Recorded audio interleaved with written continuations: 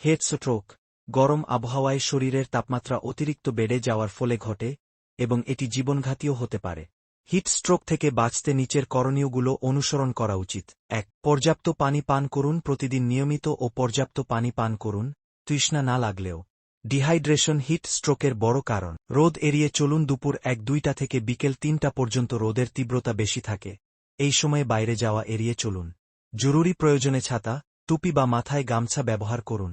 ৩. হালকা ও ঢিলা পোশাক পরুন। সাদা বা হালকা রঙের, পাতলা এবং ঢিলা জামা কাপড় ব্যবহার করুন যাতে শরীর ঠান্ডা থাকে। বারবার শরীর ঠান্ডা রাখুন। ঘন ঘন মুখে পানি দিন। গা ধুয়ে নিন বা ভেজা তোয়ালে ব্যবহার করুন। এসি বা ফ্যানযুক্ত স্থানে থাকুন। সম্ভব হলে ছায়াযুক্ত বা শীতল পরিবেশের সময় কাটান। ৫. কর্মক্ষেত্রে সতর্ক থাকুন। যারা বাইরের কাজ করেন, যেমন কৃষক, রিকশাচালক, নির্মাণ শ্রমিক, তারা ঘন ঘন বিশ্রাম নিন ও প্রচুর পানি পান করুন।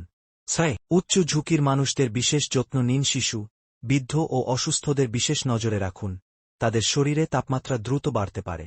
৭. অ্যালকোহল ও ক্যাফেইন এড়িয়ে চলুন। এগুলো ডিহাইড্রেশন বাড়ায়, যা হিট স্ট্রোকের ঝুঁকি বাড়ায়। গরমের সময় বাসা থেকে বের হওয়ার আগে হিট স্ট্রোক বা অতিরিক্ত তাপের ক্ষতি থেকে বাঁচতে নিচের প্রস্তুতিগুলো নেওয়া উচিত। বাসা থেকে বের হওয়ার আগে করণীয়। ১. পর্যাপ্ত পানি পান করুন।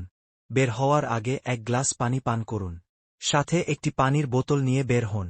২. হালকা ও ঢিলা পোশাক পরুন। সুতির হালকা রঙের জামা পরুন, সাদা বা হালকা ধূসর। ঢিলা ও আরামদায়ক পোশাক পরা ভালো। ৩. মাথা ঢাকার ব্যবস্থা নিন।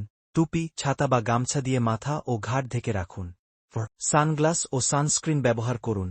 সূর্যের অতিবেগুনি রশ্মি থেকে চোখ ও ত্বক রক্ষা করে। সানস্ক্রিন SPF ৩০ বা তার বেশি হলে ভালো। ৫. হালকা খেয়ে বের হন। বেশি ভারী খাবার না খেয়ে হালকা নাস্তা করুন। খালি পেটে বের হওয়া উচিত নয়। ৬. পানির বোতল ও ভেজা গামছা সঙ্গে নিন। প্রয়োজনে মুখ বা ঘাড় মুছতে কাজে লাগবে। শরীর ঠান্ডা রাখতে সাহায্য করে। ৭. অপ্রয়োজনীয় কাজ এড়িয়ে চলুন। যদি সম্ভব হয়, রোদ বেশি থাকার সময়ে দুপুর ১-২টা ৩টার মধ্যে বাইরে না যান।